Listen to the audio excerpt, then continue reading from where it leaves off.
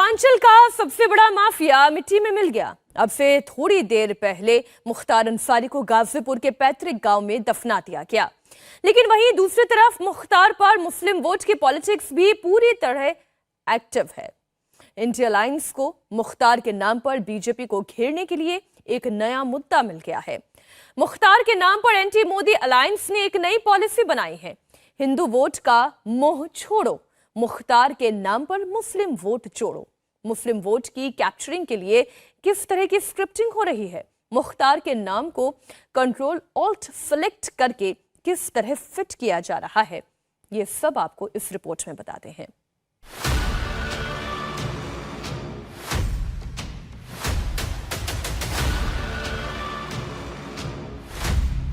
मुख्तार अंसारी की मौत natural death नहीं, एक साजिश है। ये कॉन्स्पिरेसी थ्योरी घुमाने वाले कौन हैं? मुख्तार अंसारी हार्ट अटैक से नहीं मरा, उसे स्लो पॉइजनिंग से मारा गया। ये एजेंडा चलाने वाले कौन हैं? माफिया डॉन मुख्तार अंसारी की मौत पर आंसू बहाने वालों का असली मकसद क्या है? क्या मुख्तार अंसारी की मौत के पीछे छिपकर मुसलमानों को भड़काने वालों का असली मकसद 2024 में मुस्लिम वोट बैंक है? बहुत वेल प्लान्ड तरीके से शुक्रवार को पूरे हिंदुस्तान में ये नाम ट्रेंड कराया गया।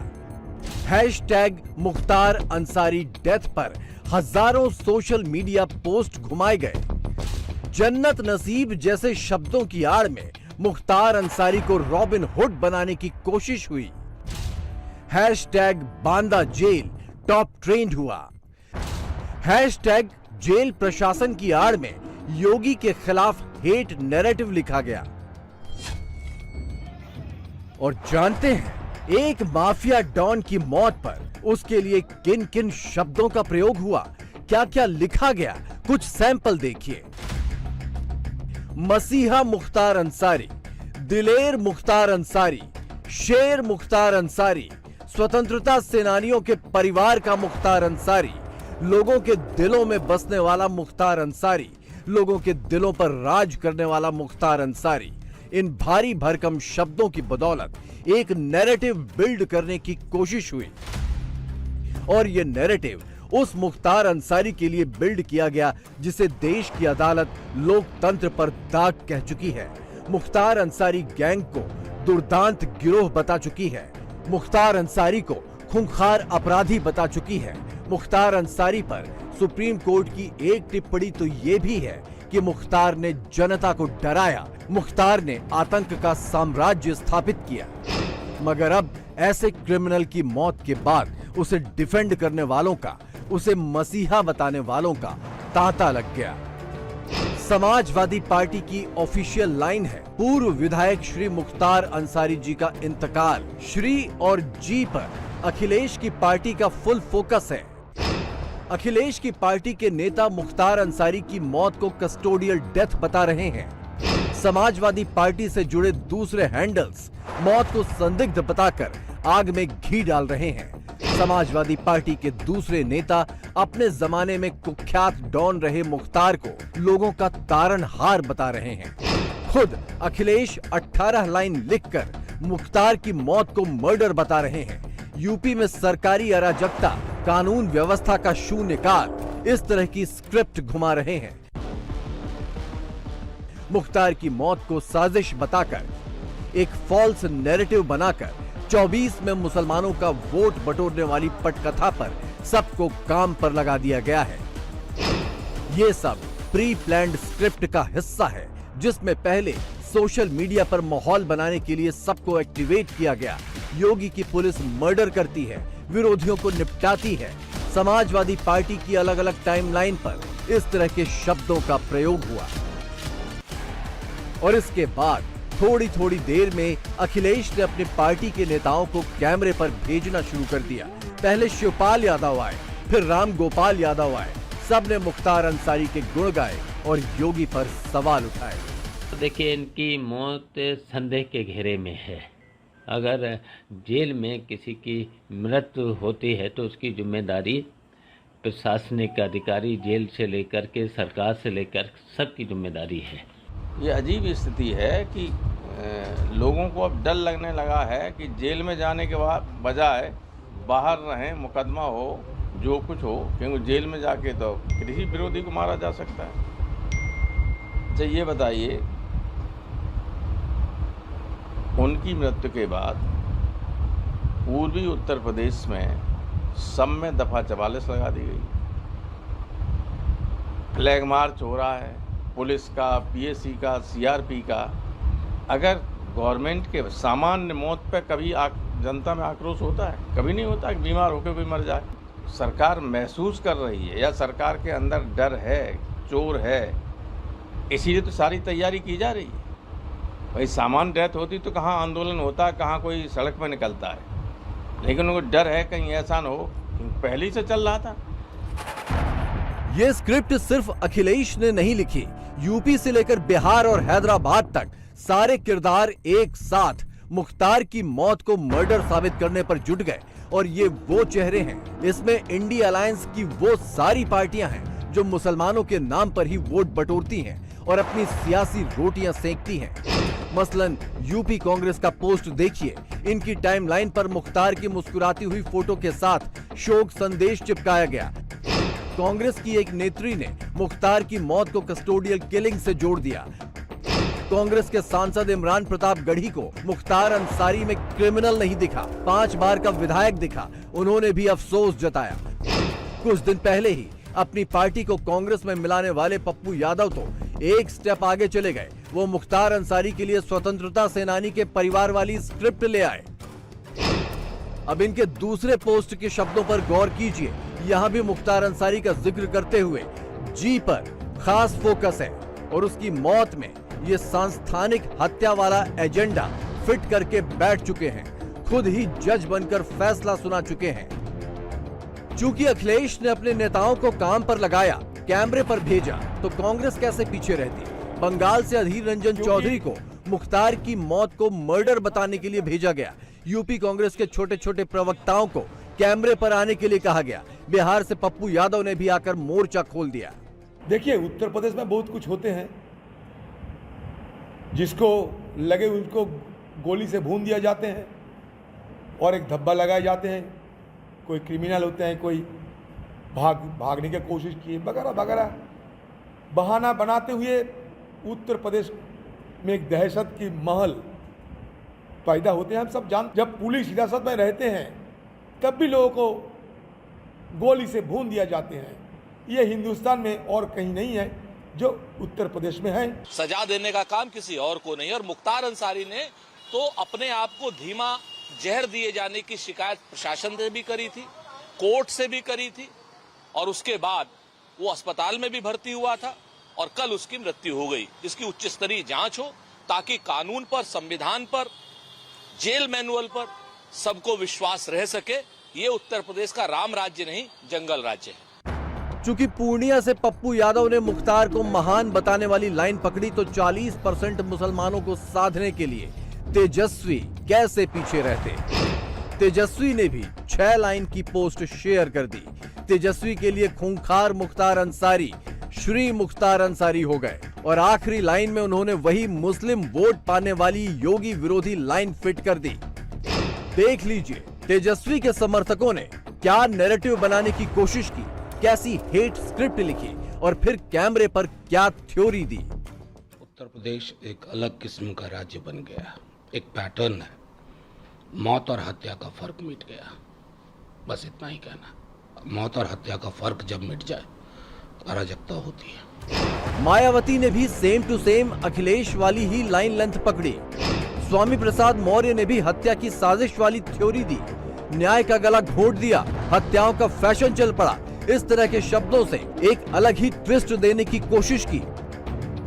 शुक्रवार को लेफ्ट पार्टियों के कैंडिडेट जिस वक्त अपना नॉमिनेशन फाइल कर रहे थे, उस वक्त उनकी भी टॉप लीडरशिप मुख्तार अंसारी वाला टेप ही ऑन करके बैठी थी।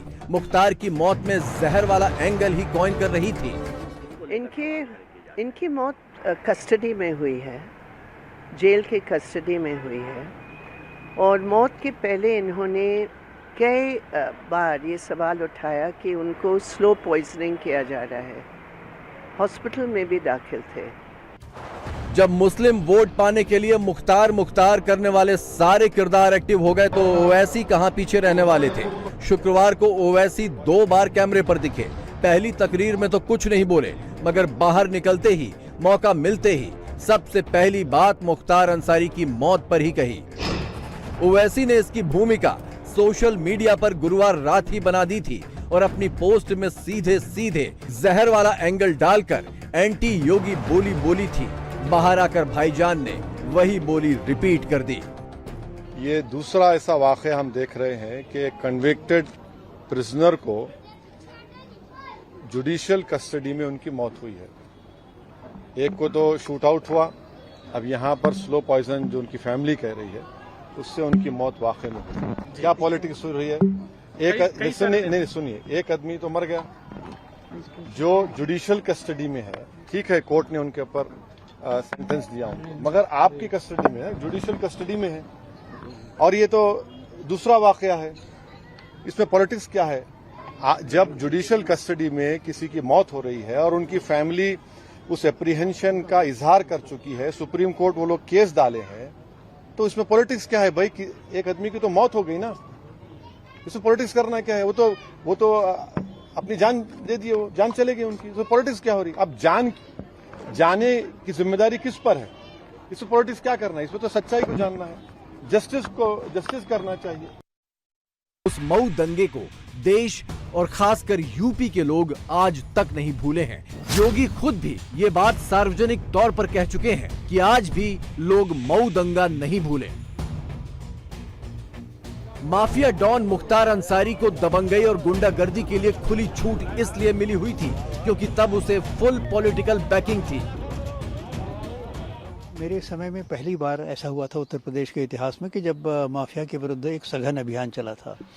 और मुझे याद है ज़्यादातर जो माफिया थे वो या तो जेल के अंदर थे, 2 माफिया पे मेरी पकड़ में नहीं आए, जो और कैसे बच गए वो भी मैं बता दूं।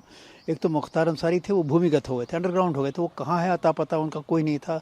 आज की मतलब जैसे हमारे बाद में वो मूछ पे ताव दे के घूमने लगे थे, वैसी बात नहीं थी। He went underground, he disappeared and nobody knew his address, कहाँ है। तो फिर हम लोगों ने उनके घर की कुर्की करा दी थी, पहली बार उनके घर की कुर्की हुई थी मेरे कार्यकाल में। तो ये फिर जब हमारा कार्यकाल ख़त्म हो गया, उसके बाद समाजवादी बसपा वगैरह के पार्टी का जब टाइम आया, तो फिर उस समय इन्होंने अपना आर्थिक साम्राज्य और आपराधिक जो इनका प्रभाव क्षेत्र था उसको बराबर बढ़ता गया। और ये तो फिर बाद में योगी जी जब आए हैं तब कानून का शिकंजा इन पर कसा गया है और जो पुराने केसेस थे उनमें इनका प्रोसिक्यूशन हुआ। 1996 के लोकसभा चुनाव में इंडिपेंडेंट कैंडिडेट कल्पनाथ राय के खिलाफ घोसी विधानसभा सीट से वो चुनाव मैदान में कूदा। इस चुनाव में उसे बहुत कम मतों से हार मिली, लेकिन उसे करीब 30% वोट मिले। इसके बाद मुख्तार अंसारी मऊ में जम गया। अपने समुदाय की बदौलत उसने मऊ में अपना दबदबा बनाना शुरू कर दिया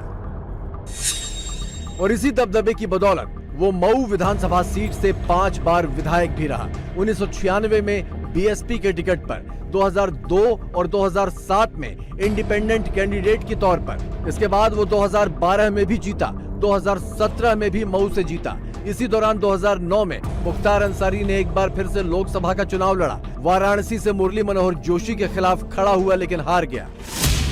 अपनी दबंगई की बदौलत एक विधायक के तौर पर वो नॉन स्टॉप जीतता रहा और जिसने भी उसकी दबंगई के खिलाफ आवाज उठाई वो उसे अपने रास्ते से हटाता चला गया। कौन भूल सकता है जब मुख्तार अंसारी गैंग पर बीजेपी नेता कृष्णानंद राय की हत्या का आरोप लगा था। 500 राउंड गोलियों से उन्हें भून दिया गया था और पूरा पूर्वांचल थर्रा उठा था। और आज 19 साल बाद कृष्णानंद राय का परिवार कह रहा है, देर से ही सही उन्हें इंसाफ मिल गया। भक्त हैं बाबा बहुत पुराने भक्त रहे हैं और उनका आशीर्वाद मिला है। अरे कहना क्या है, यही है कि बाबा की आशीर्वाद है। जय आज मैं हमेशा बाबा के दरबार में न्याय के लिए करती थी, आज न्याय मिला है। जो लोग आज मुख्तार को उसकी मौत के बाद हीरो बना रहे हैं, उन लोगों को आज ये तस्वीर भी याद कर लेनी चाहिए। जनवरी 2004 में जब पूर्व डीएसपी शैलेंद्र सिंह ने मुख्तार अंसारी पर कार्रवाई की थी तो उन पर मुकदमा दर्ज हो गया। उन्हें घर से घसीट कर ले जाया गया। तब यूपी में मुलायम सिंह यादव की सरकार थी। तो मैंने फिर जब इनके फ़ोन लेके सुनना शुरू किया तो मुख्तार का एक फ़ोन पे एक भगोड़े सैनिक से बात हो रही थी कि एक लाइट मशीन गन जो राष्ट्रीय राइफल्स का लेके भागा हुआ था उसको ये खरीदना चाहता था और 1 करोड़ में फाइनली वो सौदा तय हो गया और डिलीवरी का समय तय हो गया। और मुख्तार अपने लोगों से जब बात करता था तो कहता था कि किसी भी कीमत पे लाइट मशीन गन हमको मिलना चाहिए, विपक्षी के पास न जाए, यानी दूसरे गैंग के पास न जाना है। और जब सरकार के शासन प्रशासन के नोटिस में ये सब कुछ लाया गया तो उन लोगों ने कहा कि शैलेंद्र, इसको मुख्तार के पास जाने से पहले ही रिकवर करो वरना कोई बड़ी वारदात हो जाएगी, क्योंकि लाइट मशीन गन चलना मतलब आप समझ सकते हैं सेकंडों में सैकड़ों गोलियां चलती हैं। तो खैर हम लोगों ने, मेरी टीम ने जान पे खेल के 25 जनवरी के आसपास 2004 में ये लाइट मशीन गन रिकवर कर ली। और उस समय पोटा कानून एग्जिस्ट करता था तो स्वाभाविक है पोटा कानून भी लगा। तो इसने दबाव बनाया मुलायम सिंह पे, और मुलायम सिंह की उस समय अल्पमत की सरकार थी। 2003 में मायावती जी को तोड़ के उनकी सरकार बनी थी और मुख्तार जैसे लोग उनके लिए बहुत इंपॉर्टेंट थे, विधायक को मैनेज करते थे, सपोर्ट करते थे। तो इसने उन पर दबाव बनाया कि इस केस को रफा दफा किया जाए और एक दबाव डायरेक्टली इनडायरेक्टली बार बार यही बनाया गया कि आप किससे पंगा ले रहे हैं। मुख्तार जैसे से जो एडिशनल एसपी के ऊपर गोली चला देता है, जेलर को मरवा देता है, आप उससे पंगा ले रहे हैं, ठीक नहीं है और आप पीछे हट जाइए। वो डरा हुआ तो बहुत था क्योंकि उसने जो मजे लिए थे, अब वो सरकार का सपोर्ट तो था नहीं, न पुलिस प्रशासन का सपोर्ट था। किस तरह से व्हील चेयर पर आया था, अब उसकी पहले क्या शक्ल थी, कैसी हो गई थी। तो हर समय डरता था वो कि मेरा जो साम्राज्य कायम किया था गैंगस्टर एक्ट के तहत वो सब कुर्क किया जा रहा है। तो डर तो खौफ अब इसके अंदर बैठ गया था, जो लोगों में इसने बैठाया था वो वापस इसमें बैठ गया। लेकिन कर्म आपके सामने आते हैं। जो डर आपने साम्राज्य का कायम किया था, लोगों को डराया था, वही डर अब आपको ले भी था और उसी का परिणति हुई कि हार्ट अटैक से इसकी डेथ हो गई। तो कहीं जो इनका परिवार या विपक्षी पार्टियां लगा रही आरोप कि धीमा जहर दिया गया, उसमें कोई तथ्य नहीं है।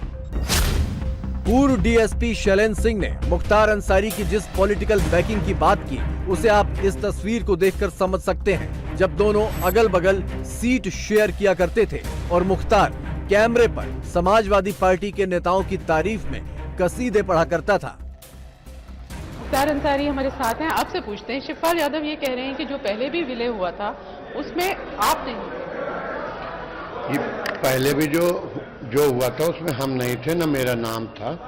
और आज भी मैं आपसे कह रहा हूँ, कौमी एकता दल का एक जिम्मेदार कार्यकर्ता होने के नाते और कौमी एकता दल पार्टी का संरक्षक होने के नाते, कि हमारी पार्टी का विलय नहीं होगा। किसी भी सेकुलर पार्टी से समझौता हो सकता है मुद्दों पर, और हम भी चाहते हैं कि सांप्रदायिक शक्तियों को रोकने के लिए सेकुलर पार्टियों से बातचीत हो और जो वोटों का ध्रुवीकरण है, जो वोटों का बंटवारा हो, वो एक जगह वोट, एक सोच के लोगों का एक जगह वोट गिरे। ये मेरी सोच है। लेकिन जिस तरह से समाजवादी पार्टी, ये जरूरी नहीं कि ये लागू हो पाए, लेकिन मैं ऐसा चाहता हूं कि सेकुलर वोट बटे न। मुझे कुछ मीडिया के लोगों ने बदनाम कर रखा है और मेरी लोकप्रियता का आप अंदाजा इससे लगा सकते हैं कि मैं लगातार बहुत सालों से जेल में हूं, फिर भी हमारी जनता हमको वोट देती है। हम धर्म और जात से ऊपर उठकर गरीब समाज की मदद करते हैं, चाहे हिंदू भाई हो चाहे मुसलमान।